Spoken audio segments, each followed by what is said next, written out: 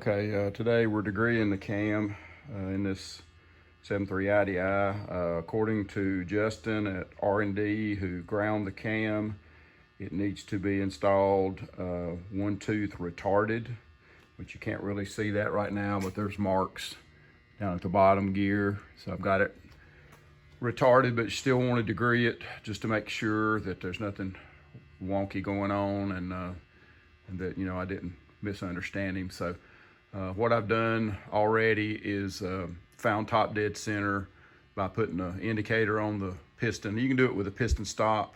What you're trying to do is to zero out basically the slop in the rotating assembly, so top dead center is true top dead center. You can do it with an indicator, and that's what I've done. I didn't have a piston stop for this one, so you just find the same spot on each side and then zero your pointer. So I've gone through that a couple times and I got my pointer on 0. So now we're going to set up on an intake lifter, and I've got an old lifter, put in number 1 intake, and we're going to find out what the center line of the cam is. Okay, we got our cam in and degreed, lifters are in, spider is in. We're ready to put head studs and set the heads on and get them torqued down. I found out after wasting about 3 hours degreeing this cam that I don't know, for the last 5 or 6 years, all of Justin's cams are put in dot to dot.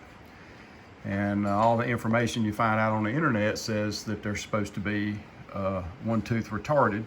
So I set it up and degreed it, and it's supposed to go in at 112, and it kept coming up 118, 118, 118. And it's like, well, I know I'm doing it right. So I just stopped and talked to Justin today, and he goes, oh no, all the ones since, I don't know, 2016 or whatever the date he gave me are dot to dot. And that's what it was telling me. It was telling me it was 6 degrees, 6.5 degrees off, and every tooth on this gear is 6.5 degrees of revolution. So it was telling me it needed to be dot to dot. I just wanted to hear it from the guy who made the cam. So anyway, we're in straight up dot to dot. Our injection pump will go right there where that mark is at, and everything should be good to go. Okay, we're getting ready to button up the bottom end of our 7.3 IDI. Just put the front cover with a new seal.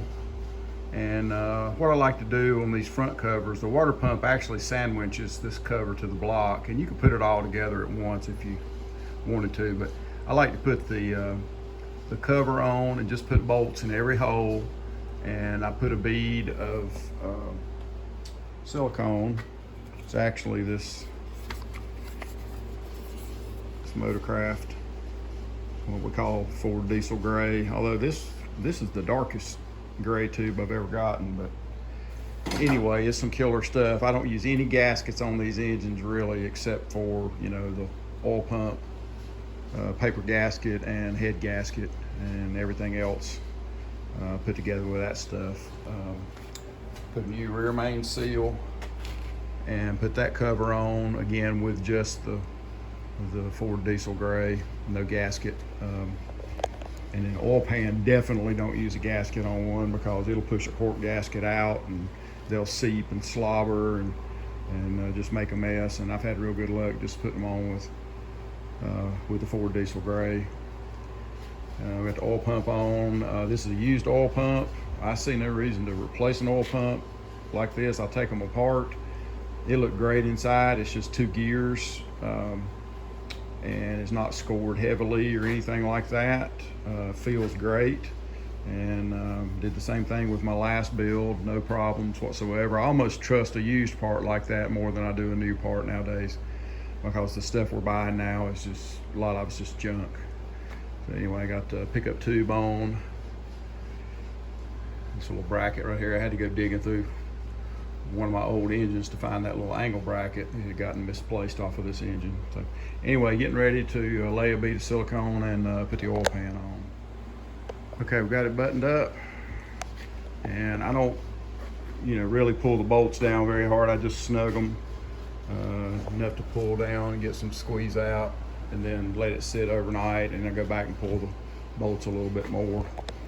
And you can see get a nice, just a nice little bit of squeeze everywhere. And generally there are no issues with leaks. Don't have to worry about the gasket. So, and we can trim a little of that if we're worried about what it looks like, if we get a little too much squeeze out. So anyway, I'm gonna button it up for tonight and flip it back over and call it a day. Okay, we got this thing ready to run.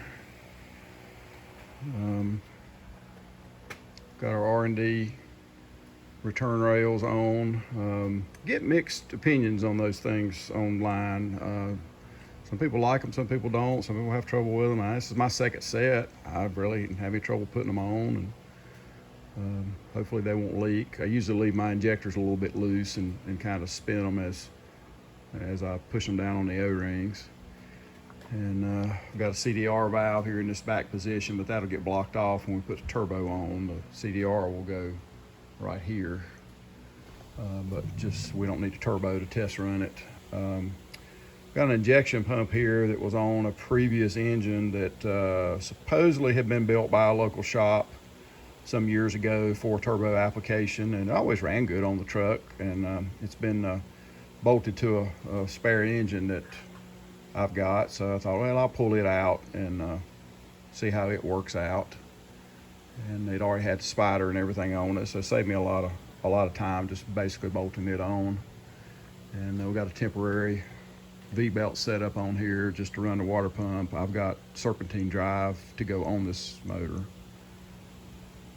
And I've got our oil cooler tested with the new stainless core. And I didn't show video of pressure testing that. If you want to see how that's done, go back to one of my earlier IDI videos from a few years back. It's like video number 3 or 4 on the IDI build, and I show how that's done.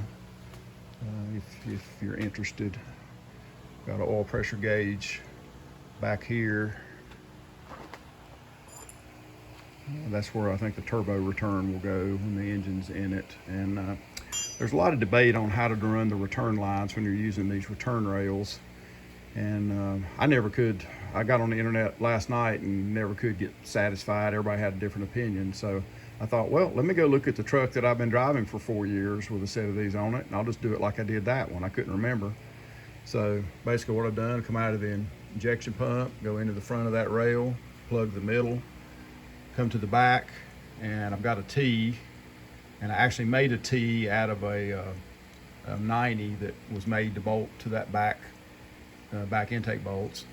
And then over here, we come out of the filter head return, go into the front of the rail, plug the middle, come out of the back, loop around the front of the intake, gets it away from the turbo heat and into the T. So both lines have, both sides have full flow and T together, and the T is 1/4 inch on each side, but 5/16 coming out, so that'll return nicely. Probably going to get a longer piece of hose. I don't like how tight this hose is here, but that's what Justin sent with the kit. So I'm probably going to get a longer piece and then put some sheathing on it like I did on my other truck. But that should work well. And then I've got rid of the steel line that runs from the injection pump to the output of the filter head.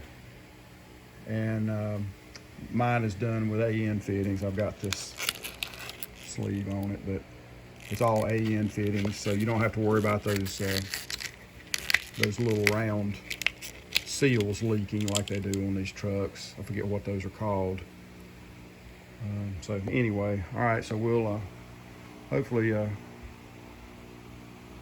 this thing will run okay. We'll fire it off here in a little while and see how it does.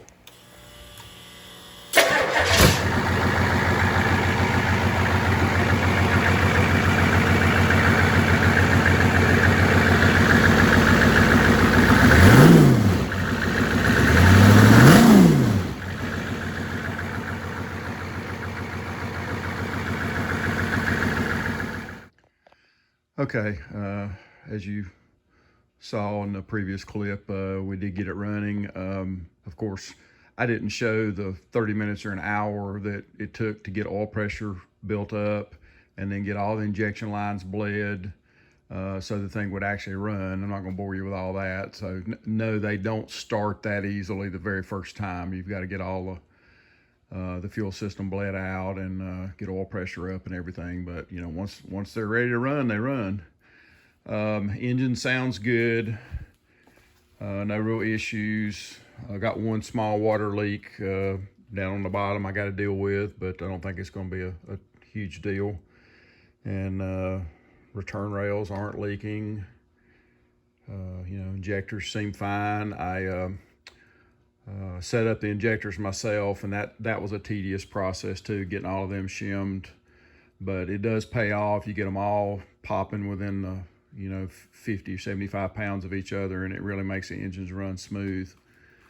The injection pump that I was talking about that I drug off an old engine looks good. It's dry, no leaks, sounded good. So I believe we got some miles left in that, and that's going to save some time and money. Right now it's about 8 or 10 weeks to get a pump built, and about $1,200 for a comparable pump to this. So and I've got a couple more pumps I think that are okay, but this was just the easiest one to use and the one that I knew the most about. So anyway, fairly pleased. We'll tweak on a few things and run it a few more times, and then the next video we'll be swapping it into the international crew cab. So I'm gonna end this video here, and I appreciate everybody watching.